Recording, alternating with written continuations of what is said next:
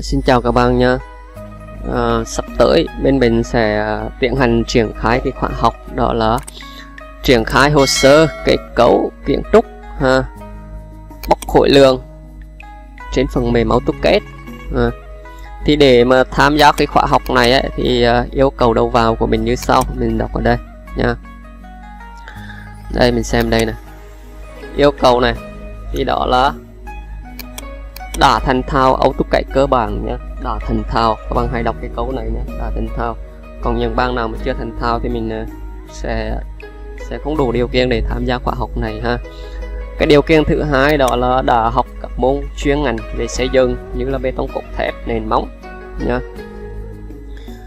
Và sinh viên, đối với sinh viên thì phải trên năm 3 nhé, hoặc là bằng năm 3. Chuyên ngành về xây dựng ở đấy có thể là cầu đường này, thủy lợi này, kiến trúc này nhá, tin học xây dựng hoặc là đã đi làm về mảng xây dựng. Đấy. Nội dung khóa học thì đó là triển khai lập hồ sơ kết cấu kiến trúc bóc tách khối lượng để đưa vào dự toán nhá. Nội dung chương trình của mình là gồm những gì thì mình tóm tắt với chương 1. Chương 1 thì đầu tiên mình sẽ làm quen với giao diện AutoCAD và một số lệnh cơ bản. Cái này là mình nhắc lại thôi trong vòng một buổi. Đấy, mình chỉ nhắc lại những cái lần cơ bản nhá, bởi vì yêu cầu đầu vào của mình là đã thành thạo rồi nên cái này mình nhắc lại thôi, cái này mình học một buổi. Tiếp theo chương 2 đó là mình thiết lập template theo đúng tiêu chuẩn xây dựng. Cái này nó có một cái đặc điểm đó là mình thiết lập một lần và mình sử dụng mãi mãi cho nhiều công trình. Nó sẽ giúp mình tiết kiệm được cái thời gian công sức của mình vẽ ha. Mình thiết lập một lần nhưng mà mình sử dụng rất là nhiều công trình khác nhau. Đấy. Đây mình sẽ cho các bạn xem qua một số xem qua cái template cậu nha. Đây, mình sẽ thiết lập sẵn những cái như là những cái layer này ha, những cái layer này. Đấy. Đấy, những cái lưỡi trục này nha, thiết lập sẵn những lưỡi trục này. Đấy, nhưng mình thấy lưỡi trục này không? Đấy, lưỡi trục này. Rồi cái phần triển khai cốt thép đây nha.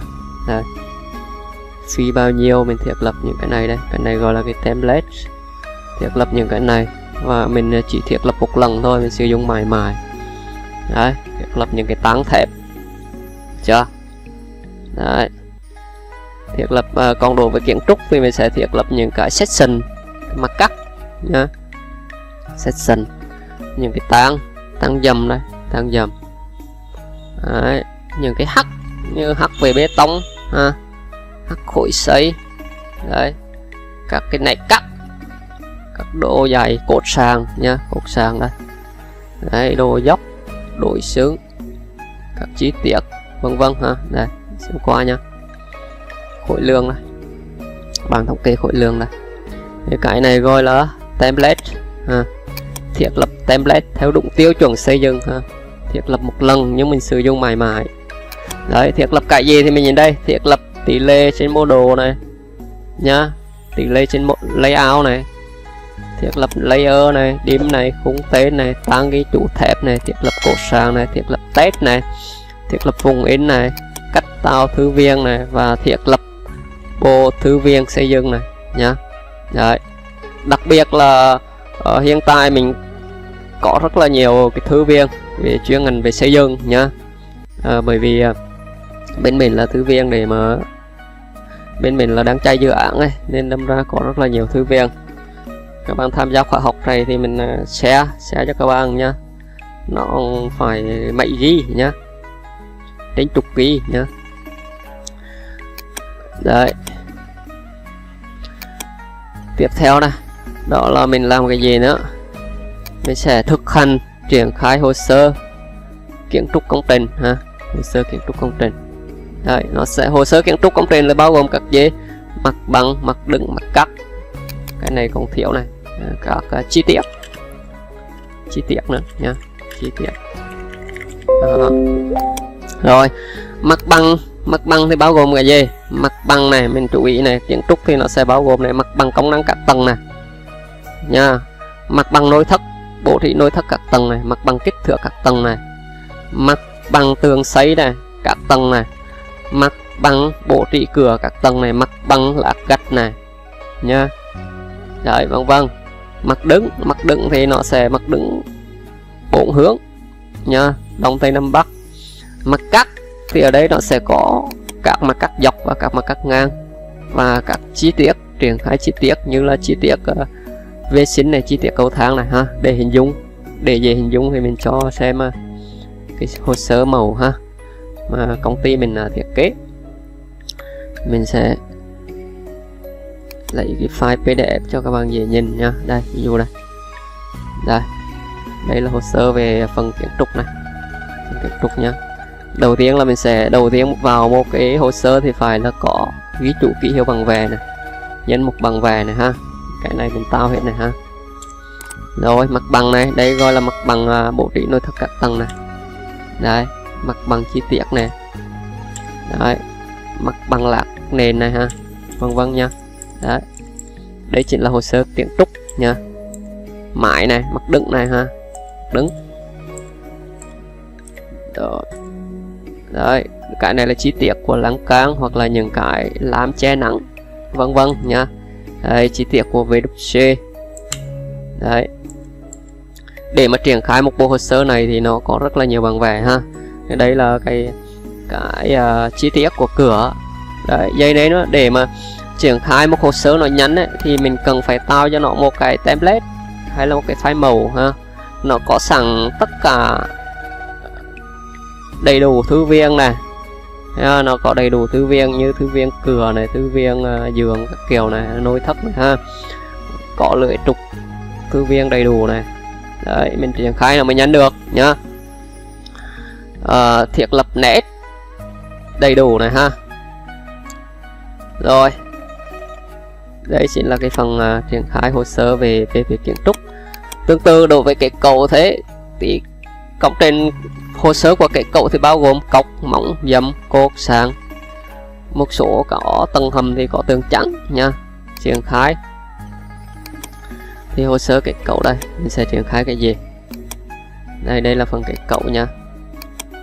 Mình sẽ có cái danh mục này, đầu tiên là phải có danh mục này nha, thuyết minh này, rồi mặt bằng mỏng này, chi tiết mỏng này nha. Đấy, mặt bằng bố trí cột này, chi tiết cột này, chi tiết bố trí thép cột này ha. Đấy, chưa? Chi tiết dầm nha, cách để mà triển khai một cái dầm này triển khai như thế nào, cắt dọc như thế nào, mà cắt ngang như thế nào đấy, vân vân nha. Mình xét nha. Đấy, đây là bố trí thép sàn này, cách triển khai như thế nào này, cắt thép như thế nào này, ví dụ đấy, cắt thép làm sao cho nó đúng tiêu chuẩn này ha, bố trí thép đúng này, đúng bố trí đúng cái mô men nội lực này. Đấy, yeah. Rồi, yeah. Đấy, những cái này mình muốn triển khai được bộ hồ sơ này ấy, thì đầu tiên mình phải có kiến thức về chuyên ngành nhá. Cho nên ấy, mình mới yêu cầu ấy là phải sinh viên là phải trên năm 3 hoặc là năm 3 đã học qua các môn về bê tông cốt thép, nền móng nha. Lúc đấy mình mới triển khai được nha. Đấy, chi tiết cầu thang này, rồi mình mới thống kê được khối lượng này nha.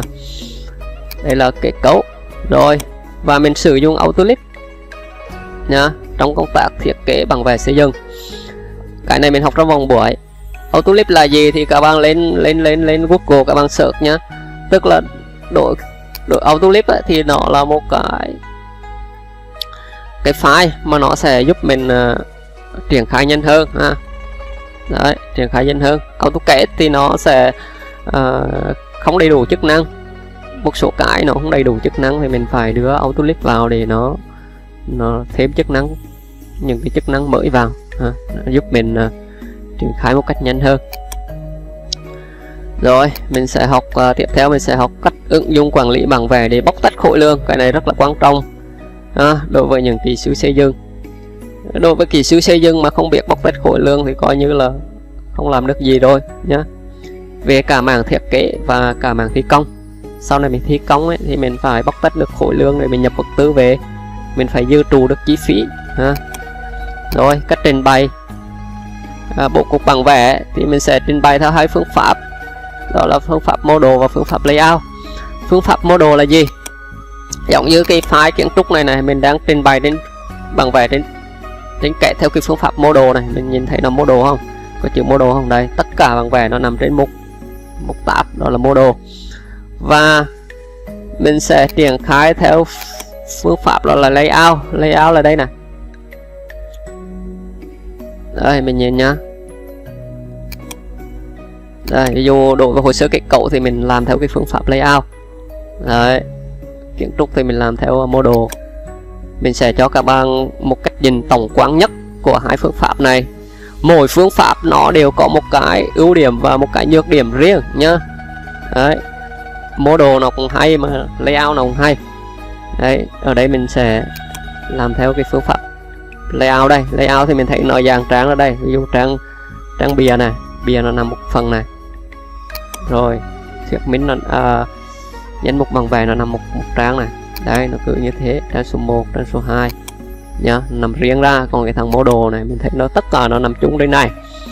Và bản vẽ thì nó trên model mình thấy không, cái bản vẽ này nó nhỏ, bản vẽ này nó to hơn xíu, bản vẽ này nó to hơn.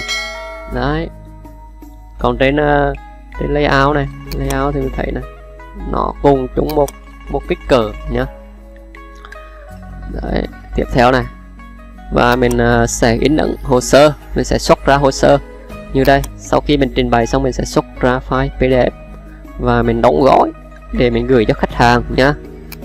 Đấy, rất là chuyên nghiệp. Ok chưa? Bạn nào muốn tham gia khóa học thì mình hãy đăng ký qua link để bên dưới phần mô tả nhá. Đây là một khóa học thực chiến giúp các bạn có thể là triển khai hồ sơ kết cấu kiến trúc, bóc tách khối lượng trên phần mềm AutoCAD. Chú ý, cái này là đã dành cho những bạn đã thành thạo AutoCAD cơ bản, đã học chuyên ngành sinh viên năm 3 nhé, hoặc đã đi làm về mảng xây dựng nhé.